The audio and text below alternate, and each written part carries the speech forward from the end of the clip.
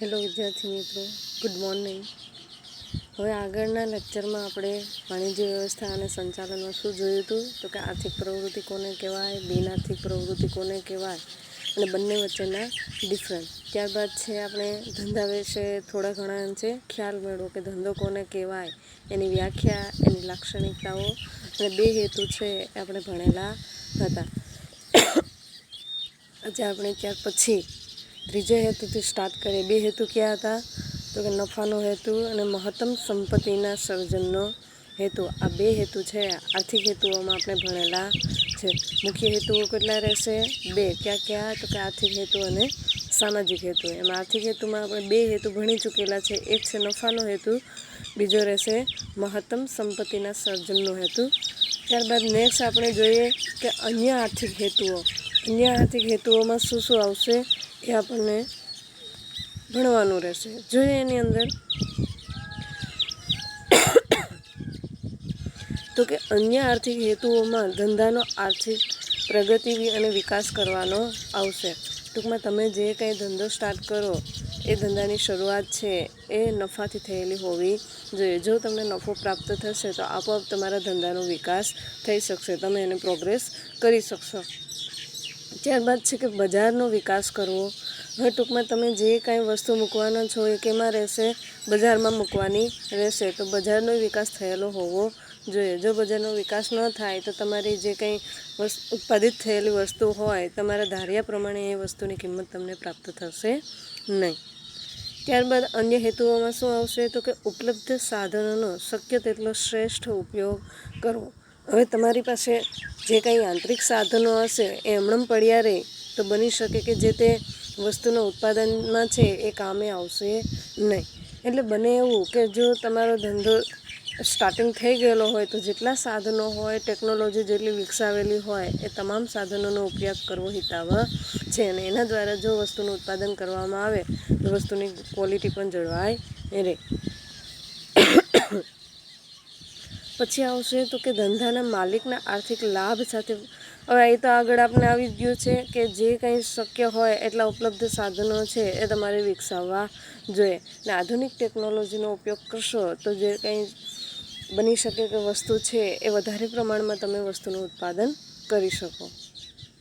આ હતા આર્થિક હેતુઓ. ક્યાં ક્યાં રહેશે તો કે નફાનો હેતુ, મહત્તમ સંપત્તિના સર્જનનો હેતુ અને ત્યારબાદ અન્ય આર્થિક હેતુ. અન્ય આર્થિક હેતુમાં શું આવશે તો કે આર્થિક પ્રગતિ કરવી કોની? જે તે ધંધાની. ત્યારબાદ બજારનો વિસ્તાર કરવો એટલે કે ડેવલપીકરણ કરવું અને તમારી પાસે જે કાંઈ ઉપલબ્ધ સાધનો હોય એ સાધનોનો શ્રેષ્ઠ ઉપયોગ કરવાનો રહેશે. પછી આવશે તો કે આધુનિક ટેકનોલોજી છે એને પણ અપનાવવી પડે અને તો જ તમે છે તમારા ધંધાનો આર્થિક વિકાસ કરી શકો. જોઈએ નેક્સ્ટ એમાં સામાજિક હેતુઓમાં શું કહેવા માગે તો કે સામાજિક હેતુઓમાં શું રહેશે તો કે આપણે જે કાંઈ ધંધો છે, ધંધા સાથે સંકળાયેલા છે એમાં કોણ હશે? સમાજ હશે, લોકો હશે. સમાજ દ્વારા રચાયેલા લોકોનું જે કંઈ જૂથ હોય, સમૂહ હોય એટલે બની શકે કે આપણે કોની સાથે કનેક્ટ રહેવાનું રહેશે? સમાજ સાથે. તો સમાજનું હિત થાય એ પણ તમારે જોવું પડે. અને જો તમે અહિત કરતા હોય તો બની શકે કે બજારમાં તમે ટકી શકો નહીં. એની અંદર જોઈએ તો કે સમાજને લાભ થાય તે માટે ધંધો કેટલાક સામાજિક હેતુઓને પણ પ્રાધાન્ય આપે છે. ટૂંકમાં તમારે છે જે કાંઈ ચીજ વસ્તુનું ઉત્પાદન છે આખરે જવાની કોની પાસે છે? માનવી પાસે એટલે કે સમાજ પાસે. તો સમાજનો લાભ થાય એ હેતુથી તમારે જે તે વસ્તુનું ઉત્પાદન કરવાનું આવશે. સમાજ વગર ધંધાનું અસ્તિત્વ છે એ શક્ય નથી. ટૂંકમાં જો સમાજ હશે, સમાજ રહેશે તો જ આપણા જે કંઈ વસ્તુની ખરીદી થશે. સમાજ જ નહીં હોય તો આપણે જે તે વસ્તુનું ઉત્પાદન છે એ કરીએ એમનેમ પડ્યું રહે. કોઈ વેચાણ માટે અથવા તો ખરીદી માટે છે આવશે નહીં. ટૂંકમાં જ્યાં સુધી તમારો સમાજ હશે ત્યાં સુધી તમે જે તે વસ્તુનું વેચાણ કરી શકશો. તો કે સમાજ છે તો ધંધો છે. આથી ધંધાના નફા ઉપરાંતના હેતુઓનું મહત્ત્વ સ્વીકારાયું છે. ટૂંકમાં સમાજ હશે તો તમારો ધંધો હશે, સમાજ જ નહીં હોય તો તમારા ધંધાનું અસ્તિત્વ છે એ રહેવાનું છે નહીં. ને આ ઉપરાંત ધંધાનો મુખ્ય હેતુ શું રહેશે? નફાનો. તો જ્યારે તમે નફાનો હેતુ રાખો સાથે સાથે આ સામાજિક હેતુઓ પણ રાખવો કે જેથી લોકોનું હિત સચવાઈ રહે. જોઈએ એમાં એના ધંધાના સામાજિક હેતુઓ કયા કયા હોય. એમાં સૌ પ્રથમ તો આવશે તો કે સામાજિક જવાબદારીનો હેતુ. ધંધાનો હેતુ કયો રહેશે સમાજની દ્રષ્ટિએ? તો કે સામાજિક જવાબદારીનો હેતુ. કઈ એની જવાબદારી ઉદ્ભવે કે જેનાથી છે પોતે સમાજ સાથે એનું હિત જળવાઈ રહે. જોઈએ એની અંદર તો કે ગ્રાહકોમાં આવેલી જે કંઈ જાગૃતિ હોય એ રાજ્યના નિયંત્રણો, ગ્રાહક શિક્ષણ, ગ્રાહક સંગઠનોને કારણે ધંધાએ સમાજના જુદા જુદા જૂથોના હિત પ્રત્યે સજાગ રહેવાની જરૂરિયાત છે ઉદ્ભવેલી છે.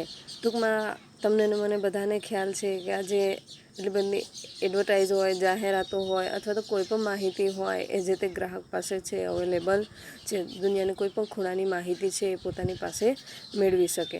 તો આ અંગે છે ગ્રાહકોમાં શું આવેલું છે? જાગૃતિ આવેલી છે. કોના પ્રત્યે? પછી બજાર પ્રત્યે હોય અથવા તો વસ્તુ પ્રત્યે હોય અથવા તો વેપારી પ્રત્યે હોય. આ તમામ માહિતી છે કોની પાસે હશે? ગ્રાહક પાસે હશે. ત્યારબાદ રાજ્યના નિયંત્રણો. હવે જે કાંઈ તમે વસ્તુનું ઉત્પાદન કરો છો એમાં પણ આપણી સરકારનું નિયંત્રણ હોય, એના પર કાયદા કાનૂન હોય, નીતિ નિયમો હોય ને આ નીતિ નિયમો પાડીને તમે જે તે ધંધાનું છે અસ્તિત્વ ટકાવી શકો. ત્યારબાદ છે ગ્રાહક શિક્ષણ અથવા તો કોઈ ગ્રાહક સંગઠનોને કારણે ધંધામાં સમાજના જુદા જુદા હિતો પ્રત્યે સજાગ રહેવાની છે જરૂરિયાત ઉદ્ભવેલી છે. ટૂંકમાં આ બધા જે કાંઈ વર્ગો હોય, જૂથો હોય, સમૂહો હોય એ બધા છે આજે સજાગ રહેલા છે ને એની માહિતી છે તમારી પાસે પણ હોવી જરૂરી છે. આગળ જોઈએ તો કે સમાજના જુદા જુદા જૂથો કે વિભિન્ન વર્ગો. હવે વર્ગો આમાં આપેલા જ છે જેવા કે માલિકો હોય, કર્મચારીઓ હોય, ગ્રાહકો હોય, લેણદારો હોય કે સરકાર હોય વગેરે ધંધાકીય એકમ સાથે સંકળાયેલા હોય છે. ટૂંકમાં તમે જ્યારે બિઝનેસ સ્ટાર્ટ કરો, ધંધાની શરૂઆત કરો ત્યારે તમે એક હશે નહીં, એમ ઘણા બધા વર્ગો છે એ ઊભા થવાના છે. કયા કયા વર્ગો આવશે? એમાં કર્મચારીઓ આવશે, કામદારો પણ આવશે, ગ્રાહકોએ આવશે અને લેણદારોએ આવશે, સાથે સાથે સરકાર આવશે. તો આ તમામ જૂથો હોય, વર્ગો હોય એકબીજાના માણસ કેવા હશે? અલગ અલગ હશે, પરંતુ કનેક્ટ કોની સાથે હશે? જે તે એકમ સાથે હશે. તો આ બધાનું હિત જળવાય એ પણ જરૂરી છે. નેક્સ્ટ જોઈએ તો કે આ દરેક જૂથના ધંધા સાથેના હિત જુદા જુદા હોય છે. આપણે જૂથ ભણી જ ગયેલા છે, આગળ આવી જ ગયેલું છે કે જે તે વર્ગ એ પછી માલિક હોય, કર્મચારી હોય, સરકાર હોય, ગ્રાહક હોય કે લેણદાર હોય આ તમામ વર્ગના છે જૂથના હિત છે એકબીજા સાથે કનેક્ટ હોય છે, જોડાયેલા હોય છે. આ જુદા જુદા જૂથોના હિતોનો ખ્યાલ ધંધાકીય એકમે રાખવો જરૂરી હોય છે. ટૂંકમાં આપણને છે ધંધા જાળવી રાખવાનો છે, એનું અસ્તિત્વ રાખવાનું છે. તો આ તમામ જૂથોનું હિત છે જળવાવું જોઈએ. બની શકે કે જો કોઈ કામદાર વ્યક્તિ હોય ને એના અહિત થાય તો એ કામદાર વ્યક્તિ છે એ કામે આવશે નહીં, ને જો કામે ન આવે તો જે તે વસ્તુનું ઉત્પાદન છે આપણે કરી શકીએ નહીં. ટૂંકમાં જેટલા જેટલા વર્ગો છે એ સંકળાયેલા છે એ તમામ વર્ગોનું હિત છે એ જળવાયેલું હોવું જોઈએ. પછી છે કે પર્યાવરણની જાળવણી થવી જોઈએ. કર્મચારી કલ્યાણ ધારો, કારખાનો ધારો, ગ્રાહક સુરક્ષા ધારો વગેરેનું ધંધાએ પાલન કરવું પડે છે. ટૂંકમાં આપણે શરૂઆત કરીએ કોની? ધંધાની. તો આ તમામ બાબતો છે એની જાણકારી અથવા તો એના નીતિ નિયમોનો છે આપણને ખ્યાલ હોવો જોઈએ. હવે પર્યાવરણ પ્રદૂષિત કરશું તો બની શકે કે જે તે આપણે વસ્તુનું ઉત્પાદન કરીએ એનું વેચાણ છે આપણે કરી શકીશું નહીં. ક્યારે? તો કે લાંબા ગાળે છે એ આપણા ધંધા માટે અહિત થશે અને જે તે નફો કમાવાને બદલે છે આપણે ધંધો છે એ માંડી વાળવો પડે. નેક્સ્ટ આપણે જોઈએ સામાજિક હેતુ તરીકેનો પેલો કયો હતો? સામાજિક જવાબદારીનો હતો. નેક્સ્ટ આવશે રોજગારીની તકો પૂરી પાડવાનો હેતુ. હવે આપણે ધંધાની શરૂઆત કરીએ તો આપણે એકલા હશે નહીં, સાથે સાથે ઘણા બધા વર્ગો હશે. આગળ આવી જ ગયેલું છે કેટલા વર્ગો આપેલા હોય. તો બની શકે કે તમે જો એવા સ્થળે તમારા ધંધાની શરૂઆત કરો કે જ્યાં લોકોને રોજગારી પ્રાપ્ત ન થતી હોય તો એવું સ્થળ પસંદ કરો કે જેથી આવા સામાન્ય લોકોને પણ છે એ રોજગારી પૂરી પાડી શકાય અને એ પણ એક આપણો સામાજિક હેતુ રહેશે. એક પ્રકારનો એનો હિત જળવાશે. એની અંદર જોઈએ તો કે બેરોજગારીનું પ્રમાણ છે એ દિન પ્રતિદિન વધતું જાય છે. તમને ને મને બધાને ખ્યાલ છે કે આજે એટલું બધું એજ્યુકેશન લીધેલું વ્યક્તિ પણ છે એ ઘરે બેઠો હોય. શું કામે? તો કે આ બેકારીનું પ્રમાણ છે એ વધી ગયેલું છે. બેરોજગારીનું પ્રમાણ વધે છે. શું કામે? એની લાયકાત પ્રમાણે છે એને આજે કામ મળતું નથી. તો કે રોજગારીની નવી તકો ઊભી થાય તે હેતુથી કેટલાક ધંધાકીય એકમોની સ્થાપના કરવામાં આવે છે. ટૂંકમાં નવા ઉદ્યોગો તો રચાય, ઘણા બધા ઉદ્યોગો હોય, પરંતુ જો રોજગારી પ્રાપ્ત ન કરાવતા હોય તો એનો હેતુ છે સામાજિક હેતુ રહેશે નહીં. એનો હેતુ માત્ર શું રહેશે? નફાનો. આવું ન બને એટલા માટે અમુક એવા ઉદ્યોગો પણ એવા ઉદ્યોગો સ્ટાર્ટ કરવા અથવા તો એવા સ્થાપવા કે જેથી છે આવા લોકોને છે રોજગારી પ્રાપ્ત થાય. દાખલા તરીકે આમાં આપેલું છે કે કોઈ ખાદી ઉદ્યોગ હોય અથવા તો ગ્રામો ઉદ્યોગ હોય, એવા ઉદ્યોગો શરૂ કરી અને રોજગારીની તકો વધે તેવા ઉદ્યોગોની પસંદગી છે કરવામાં આવે છે. ટૂંકમાં આવા ખાદી ઉદ્યોગ અથવા તો ગ્રામો ઉદ્યોગ દ્વારા છે અમુક પ્રકારના ગામડામાં છે આવા રોજગારી છે પૂરી પાડવામાં આવે છે. નેક્સ્ટ જોઈએ તો કે બેરોજગારોને રોજગારીની તક મળે તે હેતુથી પછાત વિસ્તારોમાં ધંધાકીય એકમોની સ્થાપનાને પસંદગી આપવામાં આવેલી છે. ટૂંકમાં આપણો મૂળ હેતુ જ છે, આપણો પોઈન્ટ જ છે કે રોજગારીની તક છે એ પૂરી પાડવાનો હેતુ હોવો જોઈએ. એ ક્યારે પૂરી થશે કે જ્યારે તમે એવા સ્થળની પસંદગી કરો કે જ્યાં કોઈપણ પ્રકારના જે કંઈ ધંધા હશે એમાં રોજગારી છે પ્રાપ્ત થતી હશે નહીં. પરિણામે શું બનશે? તમે એવા વિસ્તાર પસંદ કરશો તો એ સામાન્ય લોકોને પણ છે થોડા ઘણા અંશે એની જીવન જરૂરિયાત પોતે સંતોષી શકે. ત્રીજો સામાજિક હેતુ આપણે જોઈએ.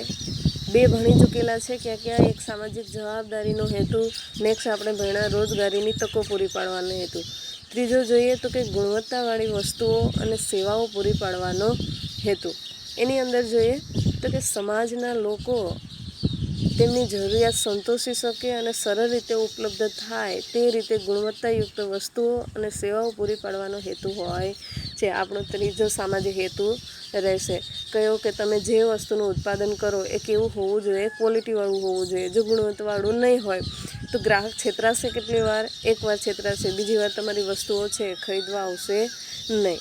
એટલા માટે જે કાંઈ તમે વસ્તુનું ઉત્પાદન કરો એ ગુણવત્તાવાળી હોવી જોઈએ અને અમુક પ્રકારની સેવાઓ પણ ઉપલબ્ધ કરાવવી જોઈએ કે જેથી જે તે ગ્રાહક છે તમને સમયસર મળી રહે.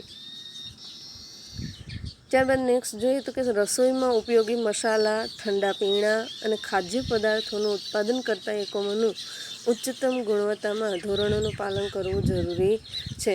હવે તમારો કોઈ એવો ધંધો હોય, એવો બિઝનેસ હોય કે જે ખાદ્ય પદાર્થો સાથે સંકળાયેલો હોય તો એમાં શું કરવાનું રહેશે? ખાદ્ય પદાર્થો છે એ લાંબા ગાળા સમય સુધી છે ક્વોલિટીવાળી હશે નહીં તો નાશ થશે, પરિણામે તમને જ નુકસાન જશે. એટલે બની શકે ધ્યાનમાં એટલું રાખવું કે જો ખાદ્ય પદાર્થોનું ઉત્પાદન થતું હોય તો ઉચ્ચ ક્વોલિટીની ક્ષમતા તમારે રાખવી પડશે કે જેથી ગ્રાહક પણ મળી રહે અને તમારી વસ્તુ છે એ નાશવંત પામે નહીં. પછી જોઈએ તો કે સામાજિક હેતુ ધરાવતા ધંધાકીય એકમો વ્યાજબી ભાવે વસ્તુઓ અને સેવાઓ પૂરી પાડવા પ્રતિબદ્ધ હોય છે. અગાઉ જ આવી ગયેલું છે, રોજગારીની તક પૂરી પાડે તો અમુક સેવાકીય પ્રવૃત્તિઓ પણ કરવી જોઈએ. હવે ધંધાકીય પ્રવૃત્તિ ચાલતી હોય તો અમુક પ્રકારની સેવાકીય પ્રવૃત્તિ છે એની સાથે કનેક્ટ હોવી જોઈએ કે જેથી ગ્રાહકને લાભ થાય અને વેપારીને લાભ થાય. વેપારીને કઈ રીતના લાભ થશે? એની વસ્તુનું પ્રમાણ વધશે, ગ્રાહકો વધશે અને પરિણામે છે એ પોતાનો ખર્ચ છે એમાં કન્વર્ટ કરી શકે. આમાં આપેલું છે દાખલા તરીકે કઈ રીતના પોતે સેવા પૂરી પાડશે તો કે વસ્તુના વેચાણ પછી ગ્રાહકના ઘર સુધી વસ્તુઓ પહોંચતી કરવી અથવા તો વસ્તુઓની ગોઠવણી કરવી. હવે આ રીતે છે તમે તમારી વેચાણ પછીની સેવા આપી શકો અથવા તો ક્વોન્ટિટી વધારી, વર્ષ વધારી અને એ પ્રકારની સેવા પણ તમે આપી શકો. ત્યારબાદ કોઈ પરિવહન ખર્ચ તમે ભોગવો તો એ પ્રકારની સેવા પણ છે જે તે ગ્રાહકને તમે આપી શકો. ચોથો પોઈન્ટ જોઈએ તો કે વ્યાજબી એક વેપારી રીત રસમો અનુસરવાનો હેતુ. એની અંદર જોઈએ તો કે વસ્તુનું કોઈ કાળા બજાર હોય, વસ્તુનો સંગ્રહ કરવો, ગેરમાર્ગે દોરતી જાહેરાતો વગેરેને ધંધા માટે અયોગ્ય રીત રસમો ગણવામાં આવેલી છે. ટૂંકમાં આ પ્રકારની બાબતો છે તમારે ધ્યાને લેવાની રહેશે નહીં. ખાસ ધ્યાનમાં એ લેવાનું રહેશે કે કોઈપણ પ્રકારનું કાળા બજાર અથવા તો વસ્તુઓનો સંગ્રહ છે જે તે ધંધામાં થવો જોઈએ નહીં. કૃત્રિમ રીતે તમે માંગની અછત ઊભી કરી અને તમે છે તમારો નફો કમાઈ શકો નહીં. અથવા તો તમારે એવી જાહેરાત પણ ન આપવી જોઈએ કે જેથી લોકોને ગેરમાર્ગે દોરે અને લોકો તમારી વસ્તુ લેવા પ્રેરાય. હવે શું કામે? તો કે લાંબા ગાળે છે જે તે ધંધા માટે નુકસાનકારક નીવડશે. જે સાચું હોય એ રીતના જાહેરાત છે તમારે આપવી પડે. ખોટી રીતના જાહેરાત આપશો તો બની શકે ભવિષ્યમાં છે તમારું લક્ષ્ય તમે હાંસલ કરી શકો નહીં. તો કે કૃત્રિમ અછત છે એ ઊભી કરવી જોઈએ નહીં. ગ્રાહકો અને સમાજના કલ્યાણ માટે ધંધાકીય એકમ વ્યાજબી વેપારી રીત રસમો અનુસરવાનો હેતુ રાખે છે. ટૂંકમાં જે કાંઈ તમે રીત રસમો એટલે કે પદ્ધતિ જે કાંઈ તમે અપનાવો છો એ સારી એવી પદ્ધતિ હોવી જોઈએ. કોઈ પણ આવી સંગ્રહખોરી અથવા તો કાળા બજારને લગતી છે એ બાબતો છે એ ધ્યાને લેવાવી જોઈએ નહીં. ત્યારબાદ સામાજિક હેતુઓમાં જોઈએ તો અન્ય હેતુઓ છે એ ભણીએ. અન્ય હેતુઓમાં કયા હેતુઓ આવશે? તો પહેલાં તો એમાં છે કે ધંધાકીય એકમે સમાજમાં પોતાની આગવી ઓળખ પ્રાપ્ત કરવી. હવે તમારે કોની સામે રહેવાનું છે? સમાજ સામે અથવા તો તમારી હરેક પેઢીઓ હોય એની સામે તમારે ટકી રહેવાનું રહેશે. એ ક્યારે બનશે? કે જ્યારે તમે બજારમાં ટકવા સક્ષમ હશો. અને કઈ રીતે હશો? તો કે તમારી ક્વોલિટી અથવા તો વસ્તુ કેવી હશે? ઉચ્ચ ક્વોલિટીવાળી હોય, વ્યાજબી કિંમત હોય, અથવા તો અમુક પ્રકારની સેવાકીય પ્રવૃત્તિ તમે કરતા હશો તો તમે બજારમાં ટકી શકશો. અને બજારમાં ટકી શકશો તો તમારી પેઢીની પ્રતિષ્ઠા છે એ બજારમાં આપોઆપ આવશે. બીજું રહેશે તો કે ઉત્પાદન ક્ષેત્રે નવા સંશોધનો હાથ ધરવા. હવે આજે ટેકનોલોજી યુગ છે, તમને મને બધાને ખ્યાલ છે કે જે કાંઈ જૂની પુરાણા યંત્રો હોય ને તમે એ વિકસાવો તો જેટલું તમે ધારેલું લક્ષ્યાંક હોય, ઓર્ડર હોય એ પ્રમાણેનો અમલ તમે કરાવી શકો નહીં. તો શું કરવાનું રહેશે? નવા સંશોધનોને આરે છે નવી વિકસિત ટેકનોલોજી છે એને તમારે અપનાવવી પડશે. પછી છે તો કે રાષ્ટ્રના આર્થિક વિકાસમાં મદદરૂપ થવું અને તે માટે સરકારને સહકાર આપવો. હવે તમે ક્યારે આર્થિક વિકાસમાં ઇન્વોલ્વ થશો? કે જો તમારી પેઢી અથવા તો તમારો ધંધો છે સારો એવો નફો કમાતો હશે. અસામાન્ય નફો થાય તો એ અંશે તમે સરકારને સહકાર આપી શકો. કઈ રીતના? તો કે જે પ્રમાણે તમારી આવક થાય એ પ્રમાણે તમે ટેક્સ ચૂકવશો, કર ચૂકવશો. એમનેમ કર ચૂકવાશે નહીં. જો આવક વધશે તો ટેક્સય વધુ હશે તો એ પ્રમાણે છે તમે તમારો ભાગ છે એ કોને આપશો? જે તે સરકારને. ને આ રીતે તમે છે રાષ્ટ્રીય વિકાસમાં પોતાનો ફાળો આપી શકો. ત્યારબાદ નેક્સ્ટ જોઈએ તો કે કર્મચારીઓને વિવિધ રીતે ઉત્તેજનો પૂરા પાડવા અને તેમના માટે કલ્યાણકારી યોજનાઓ છે અમલમાં મૂકવી. હવે જે કંઈ આ ધંધા સાથે સંકળાયેલા લોકો હોય, વર્ગો હોય એનું પણ થોડા ઘણા અંશે તમારે વિચારવાનું રહેશે. કર્મચારી વિભાગ હોય તો કર્મચારી વિભાગોને અમુક પ્રકારના એવા પ્રમોશન આપવા જોઈએ કે ઇનામ હોય, બઢતી હોય, બદલી હોય એ પ્રકારના, અથવા તો નફામાં ભાગ, એ રીતના તમે છે એને પ્રમોશન આપી શકો. કોઈ કલ્યાણકારી પ્રવૃત્તિ તમે કરી શકો કે જેથી એ પોતાની કાર્યક્ષમતા પોતે વધારી શકે. અને કાર્યમાં એ પોતે વધારો કરશે તો બેનિફિટ કોને રહેશે? તમને. શું કામે? ધંધાની આવક વધશે એટલે. આ હતા સામાજિક હેતુઓ. આપણે 2 હેતુ ભણ્યા, આર્થિક હેતુ અને સામાજિક હેતુઓ. હવે આપણને ભણવાનું રહેશે કે ધંધો છે તો જોખમો આવવાના જ છે. તો કયા પ્રકારના જોખમો હોય અને જોખમોના કારણો છે શું રહેશે જોઈએ. એની અંદર ધંધાકીય જોખમોમાં તો કે ધંધામાં નફાની અનિશ્ચિતતા અથવા તો નુકસાન થવાનું જોખમ રહેલું છે. હવે તમે કોઈ ધંધાની શરૂઆત કરો તો તમે કહી ના શકો કે મારે એટલો નફો પ્રાપ્ત થશે. શું કામે? તો કે જે કાંઈ પરિબળો અસર કરતા હોય એ પછી આંતરિક હોય કે બાહ્ય પરિબળો હોય, જોખમો અમુક પ્રકારના આવતા જ હોય. તો એ જોખમો કેટલા અંશે તમારે ધંધાને ઇફેક્ટ કરશે, અસર કરશે આપણે કહી શકીએ નહીં. ટૂંકમાં જોખમની અનિશ્ચિતતા હશે, સાથે શેની અનિશ્ચિતતા હશે? નફાની. કે જે લક્ષ્ય હશે એ પ્રમાણે તમે લક્ષ્ય હાંસલ પણ ના કરી શકો. તો કે ભવિષ્યના અનિશ્ચિત બનાવો નફાને અસર કરે છે. તમને મને ખ્યાલ જ છે કે ભવિષ્યમાં શું થવાનું છે એ આપણને ખ્યાલ નથી. એટલે જે કાંઈ તમે ધંધાની શરૂઆત કરો એ ભવિષ્યમાં કેવું લક્ષ્યાંક ધરાવે એ તમે કહી શકો નહીં.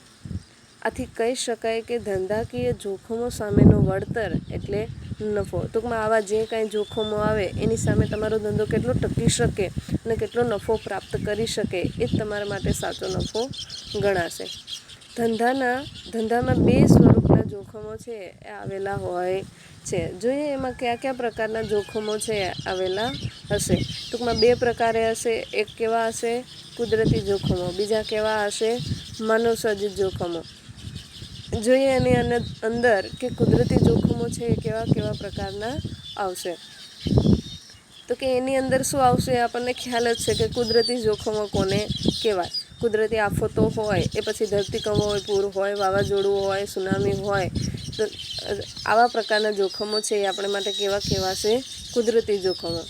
તો કે આવા જોખમો છે એ ધંધાના વિકાસને અવરોધે છે. ટૂંકમાં જોખમ છે, આફત છે, એટલે સ્વાભાવિક છે કે બેનિફિટ આપશે નહીં, ફાયદો આપશે નહીં. ધંધાને શું જશે?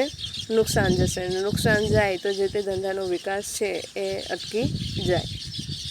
તો કે ધંધાની મિલકતોનો નાશ કરે છે અથવા તો નુકસાન પહોંચાડે છે. કયા જોખમો? કુદરતી જોખમો, કે જેનું નિયંત્રણ છે આપણે પણ કરી શકીએ નહીં. ને આવા જોખમો જ્યારે આવે ત્યારે ધંધા છે, ધંધાની સાથે સંકળાયેલી તમામ બાબતો છે એને નુકસાન પહોંચાડે છે. ક્યારેક એવું પણ બને કે ધંધો સંપૂર્ણપણે છે એ નાશ પામે.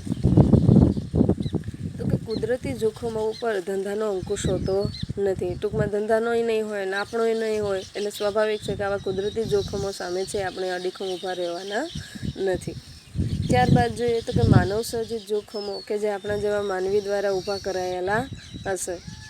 તો કે માનવસર્જિત જોખમોને કારણે ધંધાનો વિકાસ છે એ અટકી પડે છે. આગળ આપણે જોઈએ તો કે કુદરતી જોખમો તો પોતે અટકાવે જ છે, સાથે સાથે માનવસર્જિત જોખમો છે એ પણ ધંધાનો વિકાસ છે એ અટકાવે છે અને ધંધાને નુકસાન છે એ સહન કરવું પડે છે. આમાં આપેલું છે કે એનાથી છે જે તે ધંધાને નુકસાની ભોગવવી પડે. જેમ કે કર્મચારીઓની હડતાલ હોય, કોઈ ટેકનોલોજીમાં પરિવર્તન આવેલું હોય, ગ્રાહકોની રુચિ ટેવમાં ફેરફાર આવેલો હોય, રાજકીય અસ્થિરતા, ત્યારબાદ બજારમાં હરીફાઈનું જોખમ. આ હતા આપણા માનવસર્જિત જોખમો. ક્યાં રહેશે? જો બની શકે કે કર્મચારીઓ હડતાલ ઉપર ઉતરે તો જે તે વસ્તુનું ઉત્પાદન થશે નહીં. ઉત્પાદન જ અટકતું થાય તો જે તે ધંધા સાથે સંકળાયેલી તમામ બાબતો છે એ પછી નફો હોય કે આપણું ધ્યેય હોય એ આપણે હાંસલ કરી શકીએ નહીં. ટેકનોલોજીમાં પરિવર્તન. બીજું શું છે માનવસર્જિત જોખમોમાં? હવે આપણે જૂની ટેકનોલોજી વાપરતા હોય તો બની શકે કે નવી પેઢી સાથે છે આપણે અડીખમ ઊભી શકીએ નહીં. તો આ પણ એક પ્રકારનું છે એ જોખમ જ રહેલું છે. શું કામે? નવી ટેકનોલોજી આવે તો એ પ્રમાણે આપણી પાસે મૂડીરોકાણ હોવું જોઈએ. જો મૂડીરોકાણ ન હોય તો આપણે નવી ટેકનોલોજી વિકસાવી શકીએ નહીં. ને નવી ટેકનોલોજી ન વિકસાવી શકીએ તો બજારમાં છે હરીફ સામે આપણે ઊભી શકીએ નહીં.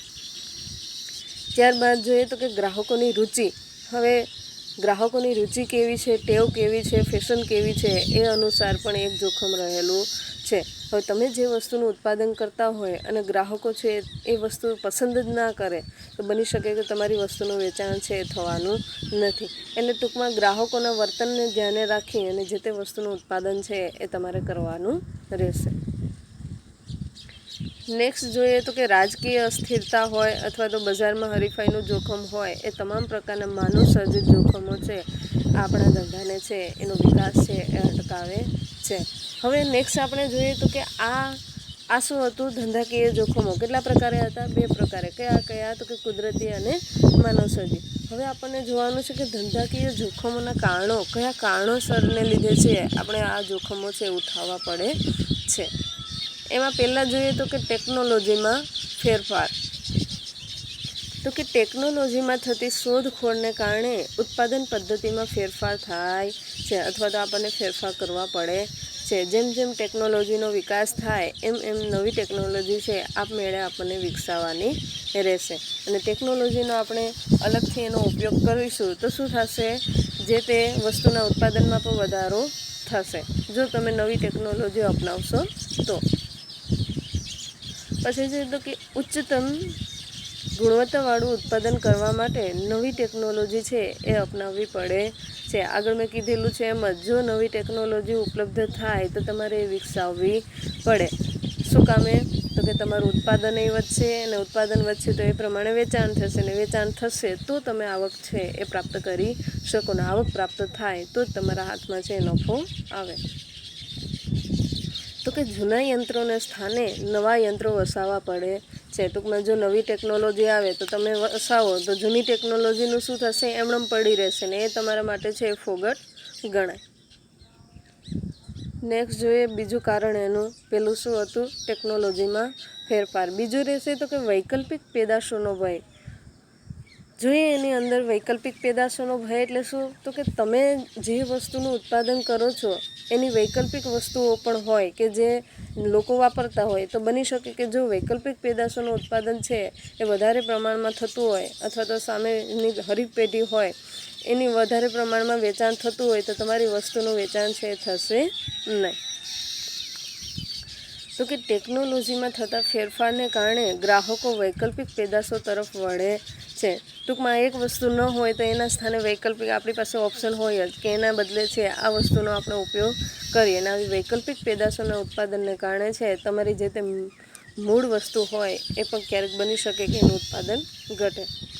આમાં આપેલું છે દાખલા તરીકે કોઈ ફાઉન્ટેન પેનના સ્થાને છે આજે આપણે શું વાપરતા થયેલા છે? બોલપેન વાપરીએ છીએ. અથવા તો તાંબા પિત્તળના વાસણોના સ્થાને આજે આપણે શું વાપરીએ છીએ? એલ્યુમિનિયમ એટલે કે સ્ટીલના વાસણો છે એ વાપરતા થયેલા છે. આજે તાંબા પિત્તળના વાસણો છે આપણે વાપરતા નથી. એટલે બનશે શું? તાંબા પિત્તળનું જે કંઈ ઉત્પાદન કરતી પેઢી હશે એને એ ઉત્પાદન કેવું કરવું પડશે? ઓછું કરવું પડશે. ત્યારબાદ રેડિયોના સ્થાને આજે શું જોવા મળેલું છે? ટેલિવિઝન અથવા તો આ ઇલેક્ટ્રિક સાધનો છે એ આજે વસાવેલા છે.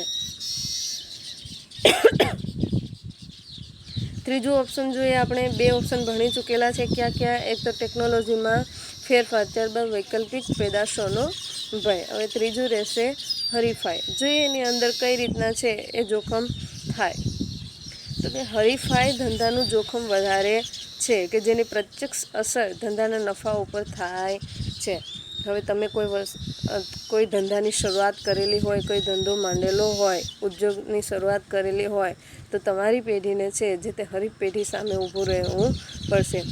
હવે બની શકે કે એ પેઢી જો વસ્તુની કિંમત ઘટાડે તો તમારે પણ છે એ વસ્તુની કિંમત આપોઆપ ઘટાડવી પડે. તો એ ધંધા માટે શું થયેલું ગણાય? જોખમ. જેટલી જાહેરાત એ પેઢી આપે એટલી જાહેરાત તમારે પેઢીએ પણ આપવી પડશે કે જેથી બજારમાં ટકી રહેવું હશે તો. ધંધાકીય એકમે બજારમાં પોતાનું સ્થાન ટકાવી રાખવા માટે અથવા તો હરીફાઈનો સામનો કરવા વસ્તુની વેચાણ કિંમત છે એ ઘટાડવી પડે છે. મેં કીધેલું છે એમ જ આવ્યું કે જે કાંઈ તમારે બજારમાં છે હરીફ પેઢી સામે ઊભું રહેવું હશે તો તમારે વસ્તુની કિંમત છે આપોઆપ ઘટાડવી પડશે. હવે તમે બની શકે કે તમને એમ થાય કે મારે વસ્તુની કિંમત વધારવી છે તો વધારી પણ શકો, પરંતુ તમારું વેચાણ છે એટલું થશે નહીં. લોકો ક્યાં જશે? ક્યાં વળશે? બીજી પેઢી પાસે કે જ્યાં વસ્તુની કિંમત કેવી હશે? નીચે હશે. તો આવું ન બને એટલા માટે તમારે જો તમારું સ્થાન ટકાવી રાખવું હોય તો વસ્તુની કિંમત છે કેવી રાખવી પડશે? વ્યાજબી, કે જે હરીફ પેઢીએ રાખેલી હશે. અને જાહેરાતનો ખર્ચ પણ કરવો પડે છે. હવે તમે જાહેરાત નહીં કરો તો બની શકે કે લોકોને છે ખ્યાલ એ ન હોય કે તમે કઈ વસ્તુનું ઉત્પાદન કરો, ક્વોલિટી કેવી છે, અથવા તો તમારી વસ્તુ છે એ ક્યાં વૈકલ્પિક દ્રષ્ટિએ જોવા મળે છે. આવું ક્યારે ખબર પડશે કે તમે જો કોઈ એડ આપશો, જાહેરાત આપશો તો જાહેરાત એમને અપાતી નથી, એના માટે ખર્ચ કરવા પડે. હવે આવા ખર્ચ ન કરો તો તમારા નફામાં ન કરો તો બની શકે કે જે તે ગ્રાહક છે તમને મળી શકે નહીં ને એનો પણ તમારે ભોગ બનવું પડે. હવે ખર્ચ કરશો તો શું થશે? અમુક પ્રકારનો ખર્ચ થાય એટલે નફામાં થોડા ઘણા અંશે છે એનો ઘટાડો થાય. નેક્સ્ટ આપણે જોઈએ કાયદો જોઈએ કે કઈ રીતના છે એ કાયદો જોખમ ઊભું કરે. કોના માટે? જે તે ધંધા માટે. તો કે પ્રદૂષણ અથવા તો ગ્રાહકો, કામદારો, ઉદ્યોગો વગેરે માટે સરકાર છે કાયદા ઘડે છે અને કાયદાનું તમારે ને મને બધાને પાલન કરવાનું હોય. તમે ઉદ્યોગ સ્થાપતા હોય, ધંધાની શરૂઆત કરતા હોય તો આ બધી બાબતો છે તમારે ધ્યાને લેવાની રહેશે. પર્યાવરણની જાળવણી થવી જોઈએ, ગ્રાહકોના હકો પણ જળવાવા જોઈએ, કામદારોનું હિતે જળવાવું જોઈએ. પરંતુ આ કાયદા અથવા તો આ કાયદાના ધંધા માટે જોખમ પણ ઊભું કરે છે. જે કંઈ કાયદા બનાવે છે કોણ? રાજ્ય સરકાર આપણી. તો એ કાયદા છે બની શકે કે તમારા ધંધા માટે છે એ ક્યારેક જોખમે આવે. કેવા પ્રકારના કાયદા હોય તો આમાં ઉદાહરણ આપેલું છે કે કોઈ લઘુત્તમ વેતન ધારો હોય અથવા તો કારખાનાનો ધારો હોય, ધંધાકીય એકમને છે એના નિર્ણયો છે એ લેતા અટકાવે છે. લઘુત્તમ ધારો એટલે શું? તો કે અમુક પ્રકારનું વેતન છે જે તે ધંધાએ ચૂકવવું જ પડે. તો બની શકે કે તમને પોસાય એમ ન હોય અને સરકાર કાયદો એવો બનાવે કે આટલું વેતન છે તમારે ચૂકવવા પાત્ર રહેશે, તો તમારે છે ન ઈચ્છા હોવા છતાં પણ આવું લઘુત્તમ વેતન છે એ તમારે ચૂકવવું પડે, કે જે જોખમ છે એ ધંધા માટે ગણાશે. ત્યારબાદ જોઈએ તો કે માંગની અનિશ્ચિતતા. તો કે વસ્તુની માંગમાં અનિશ્ચિતતા ધંધા માટે જોખમ ઊભું કરે છે. હવે તમને છે, તમે કોઈ પણ વસ્તુનું ઉત્પાદન કરતા હોય તો તમને ખ્યાલ ન હોય કે વસ્તુની માંગ કેવી હશે, એ પછી વધુ પ્રમાણમાં હોય અને સાવ હોય નહીં એવું પણ બની શકે. ટૂંકમાં જો લોકોને ધ્યાનમાં રાખી, લોકોની રુચિ કેવી છે, ટેવ છે કેવી છે, એને ધ્યાને રાખીને તમે વસ્તુનું ઉત્પાદન કરો તો બની શકે કે માંગ પ્રમાણે છે જે તે વસ્તુનું ઉત્પાદન થશે. જોઈએ એની અંદર શું કહેવા માગે, તો કે ગ્રાહકોની આવક, એની રુચિ, વસ્તુની કિંમતમાં ફેરફાર, ફુગાવો વગેરે વસ્તુની માંગને અનિશ્ચિત બનાવે છે. હવે જેવી ગ્રાહકોની આવક હશે એ પ્રમાણે વસ્તુની અથવા તો ચીજ વસ્તુની ખરીદી કરશે. ગ્રાહકની રુચિ હશે, ટેવ હશે, એ મારફતે છે વસ્તુની પસંદગી કરશે. એની ટેવ જ નહીં હોય, રુચિ જ નહીં હોય, ફેશન જ નહીં હોય તો જે તે વસ્તુની ખરીદી થવાની નથી. અથવા તો ગમે તેવી તમે વસ્તુ બનાવો પરંતુ જો એની આવક જ એટલી પોસાય એમ ન હોય તો પણ વસ્તુ છે એમનેમ પડી રહે, વસ્તુનું વેચાણ છે તમે કરી શકો નહીં. તો આવી બાબતો છે કે જે માંગની અનિશ્ચિતતા કે જે ધંધા માટે શું બનશે? જોખમ બનશે. જોઈએ નેક્સ્ટ એમાં શું કહેવા માગે, તો કે જેની અસર છે ધંધાના નફા ઉપર થાય છે. હવે સ્વાભાવિક છે કે માંગની અનિશ્ચિતતા હોય એ જોખમ ઊભું કરે, ફુગાવો હોય તો જે તે વસ્તુનું વેચાણ તમે કરી શકો નહીં. તો આને લીધે છે એ જે વસ્તુનું વેચાણ ન થાય તો નફોય ન થાય, ને નફો ન થાય તો જે તે અસર કોને થશે? જે તે ધંધાને. પછી છે ભૌતિક જોખમ. જોઈએ એની અંદર શું કહેવા માગે, તો કે ધંધામાં ઉપયોગમાં વેચાતી મિલકતોને થતું નુકસાન ભૌતિક જોખમો છે એ ઊભું કરે છે. હવે જે તે મિલકત છે, ધંધો છે એમાં મિલકતો હશે, કેવા પ્રકારની? એ પછી યાંત્રિક સાધનો હોય અથવા તો તમે વસાવેલી ટેકનોલોજીના આધારે યંત્રો હોય, તો એમાં જે કંઈ નુકસાન થાય એ કોને ભોગવવાનું રહેશે? જે તે ધંધાને. તો કે યંત્રો અને સાધનો છે એ કામ કરતાં બંધ થઈ જાય અથવા તો વહન દરમિયાન માલને નુકસાન થાય તો ભૌતિક જોખમ ઊભું થાય છે. ટૂંકમાં ભૌતિક જોખમ ક્યારે ઊભું થશે? કે તમે કોઈ વિકસાવેલા સાધનો હોય અને એ પોતે બંધ પડી જાય તો ઉત્પાદન થશે નહીં. નેક્સ્ટ શું કીધેલું છે કે પરિવહન ખર્ચમાં છે, બની શકે કે તમે અહીંયાથી કોઈ માલ પહોંચાડતા હોય, વસ્તુ પહોંચાડતા હોય તો રસ્તામાં જ જો એ નુકસાન પામે તો એ જોખમ કોના માટે રહેશે? ધંધા માટે. તો કે આ આપણા 6 જોખમના કારણો છે આપણે ભણી ગયા ને તમારે યાદ રાખવાના રહેશે. તો નેક્સ્ટ આપણે જોઈએ આ આપણો ધંધો પૂરો. ધંધામાં શું આપણે જોયું? એની વ્યાખ્યા જોઈ, એની લાક્ષણિકતા જોઈ, એના હેતુઓ જોયા, કયા પ્રકારના જોખમો, કયા પ્રકારના હતા કુદરતી અને માનવસર્જિત. એમાંય પાછા કુદરતીમાં શું આવે, માનવસર્જિતમાં શું આવે, ને છેલ્લે આપણે શું જોયું? તો કે એના કારણો, કોના? જોખમોના. તો કે જોખમોના 6 કારણો જોયા. હવે આપણને જોવાનું છે કે વ્યવસાય કોને કહેવાય. જોઈએ એની અંદર તો કે જેમ ધંધો કહેવાય એમ વ્યવસાયની વ્યાખ્યા આપેલી છે, અર્થ આપેલો છે. તો કે વ્યક્તિ પોતાની વિશિષ્ટ આવડત, એનું જ્ઞાન, તાલીમ અને વ્યાવસાયિક શિક્ષણ દ્વારા સેવા પૂરી પાડી બદલામાં જે ફી મેળવે છે તેને વ્યવસાય કહેવામાં આવે છે.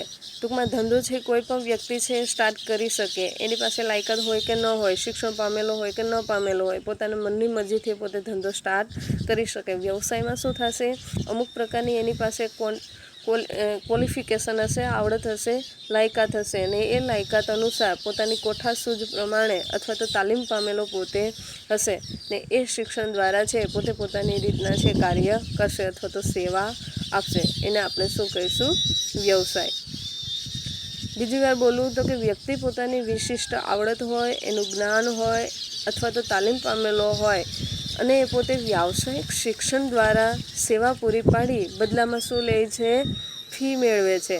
ખાસ ધ્યાનમાં રાખજો, જે કાંઈ પોતે આવડત આપે, પોતાનું કળા કૌશલ્ય દાખવે એના બદલામાં એ પોતે ફી લેશે ને એને આપણે શું કહીશું? વ્યવસાય. વ્યવસાય કરતી વ્યક્તિએ જે તે વ્યાવસાયિક સંગઠનનું સભ્યપદ મેળવવું પડે છે, કે પોતે જે કાર્ય કરે છે એ કાર્ય બદલ છે એનું સભ્યપદ હશે ને એ એના માટે સાબિતી હશે કે એ ધંધા સાથે સંકળાયેલી છે, વ્યવસાય સાથે સંકળાયેલો છે. તો કે સંગઠન દ્વારા સ્થાપિત આચાર સંહિતાના ધોરણોનું પાલન કરવું પડે છે. ટૂંકમાં પોતાની મરજીથી કોઈ કાર્ય કરી શકે નહીં. જે સંસ્થા હોય અથવા તો જે વ્યવસાય સાથે પોતે સંકળાયેલો હોય એ સંગઠનનું છે અમુક પ્રકારના નીતિ નિયમો હશે ને એના આધારે છે એને પોતે કાર્ય કરવાનું રહેશે. દાખલા તરીકે આમાં આપેલું છે કે ચાર્ટર્ડ એકાઉન્ટ તરીકે સેવા આપનારે સીએની વ્યાવસાયિક લાયકાત મેળવવી પડે છે.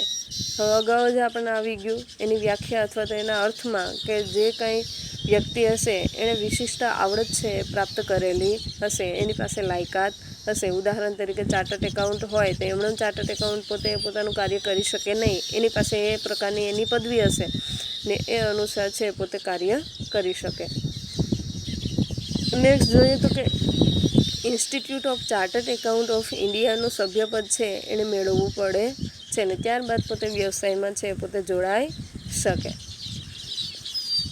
તો કે ડૉક્ટર છે, વકીલ છે, સોલિસિટર છે, ચાર્ટર્ડ એકાઉન્ટ છે વગેરે વ્યવસાયી વ્યક્તિઓ કહેવાય. ટૂંકમાં તમને કીધેલું છે કે વ્યવસાય તરીકે સંકળાયેલી વ્યક્તિ કોણ હોય તો કે ડૉક્ટર છે.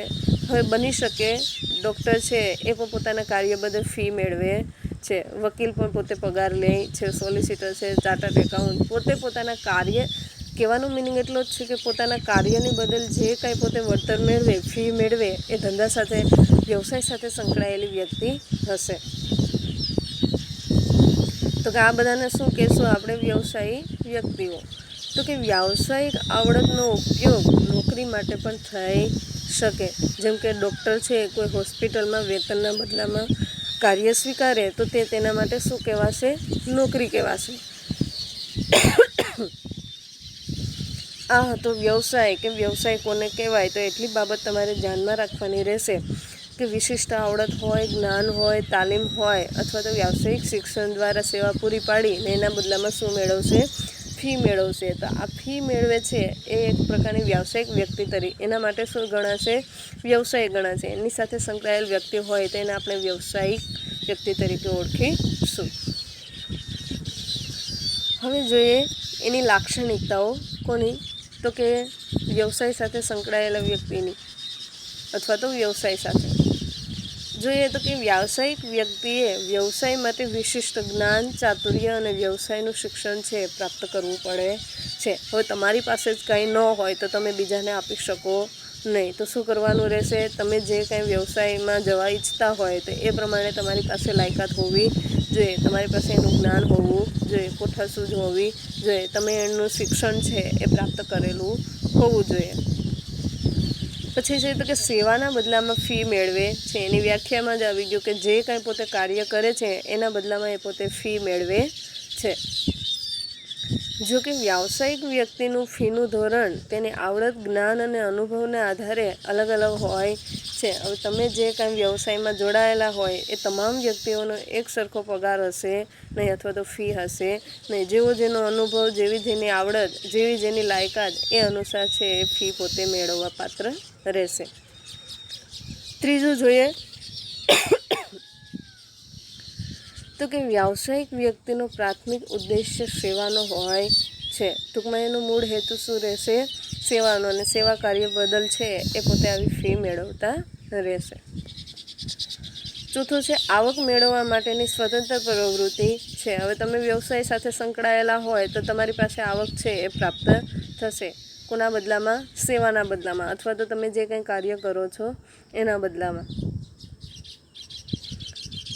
તો કે પાંચમું જોઈએ તો કે વ્યાવસાયિક પ્રવૃત્તિને ઉત્પાદન સાથે સંબંધ નથી, પરંતુ વિવિધ વ્યક્તિઓની અંગત અને ધંધાકીય જરૂરિયાત સંતોષવામાં આવે છે. દાખલા તરીકે આમાં આપેલું છે કે વકીલ ફી મેળવીને અસીલ માટે કોર્ટમાં છે એ કેસ લડે છે. ટૂંકમાં તમે વ્યાવસાયિક પ્રવૃત્તિ સાથે સંકળાયેલા હોય તો તમને ઉત્પાદન સાથે કશી લેવા દેવા રહેશે નહીં. તમારે માત્ર ને માત્ર કોની સાથે લેવા દેવા હશે?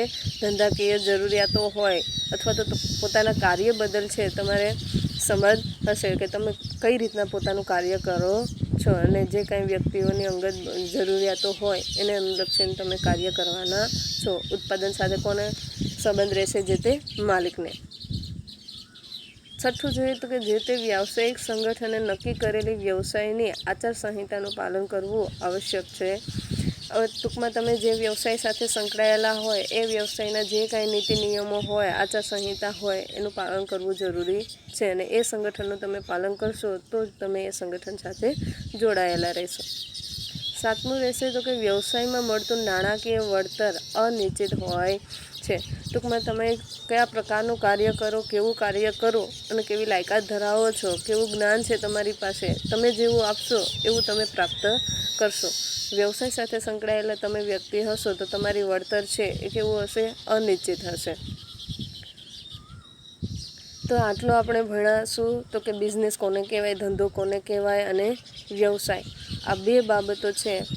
અત્યાર સુધી તમે જે કાંઈ ભણ્યા એ તમામ બાબતો તમારે પાકી નોટમાં છે એ લખવાની રહેશે. નેક્સ્ટ લેક્ચરમાં આપણે રોજગાર કોને કહેવાય, એની લાક્ષણિકતાઓ છે એ જાણશું, અને ત્રણેયનો ડિફરન્ટ ધંધો, વ્યવસાય અને રોજગારનો છે એ તફાવત પણ ભણીશું. જેટલું ભણ્યા એટલું તમારી પાકી નોટમાં લખવાનું રહેશે અને રીડ કરવાનું રહેશે. Thank you.